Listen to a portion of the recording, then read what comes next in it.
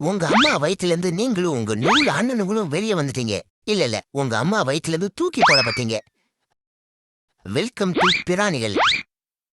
அரை இன்ச்ல அரை போதையில போட்ட ஹாஃப் பாயிலையும் ஹாஃபா இருக்கிற மாதிரி இங்க நிக்கிறது தான் நீங்க. அரை இன்ச்லயும் அரையாதான் இருப்பீங்க போலியே. கவலைப்படாதீங்க, இன்னும் 6 மாசத்துல வளர்ந்துருவீங்க. 6 அடி உயரத்துக்குலாம் வளர்ந்துட மாட்டீங்க. இன்னும் ஒரு அரை இன்ச் அதிகமா வளர்ந்துருவீங்க, அவ்வளவுதான். அதுக்கேண்டா நான் வளரணும்? நீங்க ஒரு சாண்ட் பப்ளர் கிராப். உங்க அம்மா வயிற்றுல இருந்த சுமையை குறைச்ச குஷியில சுற்றுலா போயிருக்கு. திரும்ப வர வாய்ப்பில்ல. உங்க பாதி அண்ணனுங்க அலையில அடிச்சுட்டு போயிட்டானுங்க. மீதி அண்ணனுங்க பரலோகம் போயிட்டானுங்க. உங்களுக்கு பிரச்சனைன்னு பார்த்தா பறவைகள், பெரிய மீன்கள், அப்புறம் பெரிய பாக்கள். உங்க பெரிய பாக்கள் சின்ன நன்னுங்களை பார்க்கும் போதெல்லாம் சாப்பிடுறது இல்ல, ஆனா பாத்துச்சுன்னா சாப்பிடும். அடுத்த அலை வர்றத பாக்குறீங்க. முன்னாடி போனா அலை அடிச்சுட்டு போயிரும், பின்னால போனா பறவைங்க முழுங்கிட்டு போயிரும். இப்ப என்ன பண்றது? பக்கத்துல டூலெட் போர்டு போட்டு ஒரு கூடு இருக்கிறத பாக்குறீங்க. அதுல குதிச்சிடுறீங்க. ஓட்டையில இருந்து வெளியே வரீங்க. வந்ததும் மண்ணை சாப்பிட ஆரம்பிக்கிறீங்க. ஏன்னா மண்ணுல ஆல்கே, மைக்ரோ ஆர்கானிசம்ஸ் இருக்கு. அதனால மண்ணு தான் சாப்பாடு உங்களுக்கு.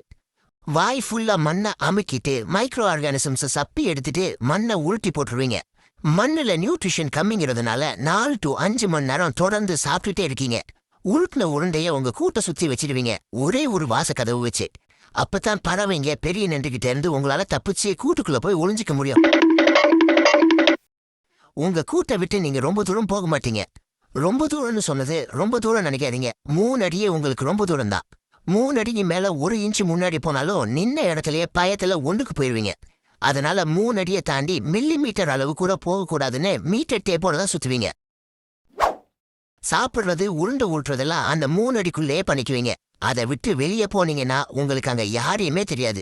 இந்த 3 அடியில 300 குடும்பம் வாழுது பாருங்க. இந்த 3 அடியில 3 மாசமா ஒண்டிக்கட்டையா தான் சுத்திட்டு இருக்கீங்க. உங்களோட பெரிய எதிரி அலைதான். அதனால அலை வர்றதுக்கு முன்னாடி கூட்டோட கதவை மூடிடுவீங்க. அலை வர்றதுக்கு முன்னாடி கூட்டுக்கு போகலன்னா மீனும் பெரிய நண்டும் உங்களை முழுசா முழுங்கிடும். சில நேரம் பெரிய அலைகளால உருண்டை உடைஞ்சு போயிடும், உங்க கூடு குழஞ்சு போயிடும். நீங்க மறுபடியும் கூடு கட்டுறீங்க, உருண்டை ஊட்டுறீங்க. கொஞ்ச நேரத்துல இன்னொரு அலை வருது. இதே மாதிரி உங்க வாழ்க்கை போயிட்டு இருக்கு. உங்களுக்கு 2 வயசாச்சு. உருண்டையை உருட்டுறதை விட்டு வேற ஏதாச்சும் பண்ணலான்னு நினைக்கிறீங்க. குதூகலமா இருக்கலான்னு பக்கத்துல உள்ள கூட்டுல பெண் என்று இருக்கான்னு பாக்குறீங்க.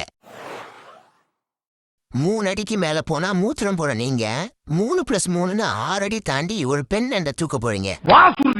பெண் என்ற தூக்குனீங்க சரி, அவ புருஷனையும் எதுக்கு தூக்கிட்டு வரீங்க? என்னது புருஷனா? இல்ல பேதியில போவான், அது என் பொண்டாட்டில.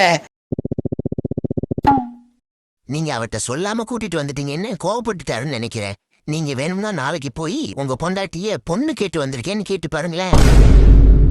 ரைட்ரா, வீடியோவை சீக்கிரம் முடிக்க பிளான் பண்ணிட்டான் போல. உஷாரா இருந்துக்கணும். அடுத்த 3 மாசத்துக்கு மன்மத குஞ்சா வளம் வரீங்க. 6 அடிக்குள்ள உள்ள எல்லா வீட்லயும் கைய வச்சிட்டீங்க.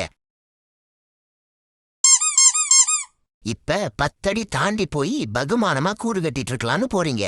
8 அடி தாண்டும் போதே பல்ஸ் எக்கு தப்பா அடிக்குது, வேர்த்து கொட்டுது. வயசாகிருச்சுல, அதான் தூரத்துல ஒரு பறவை இருக்கிறத பாக்குறீங்க. அதனால கூட்டுக்கே திரும்ப ஓடுறீங்க.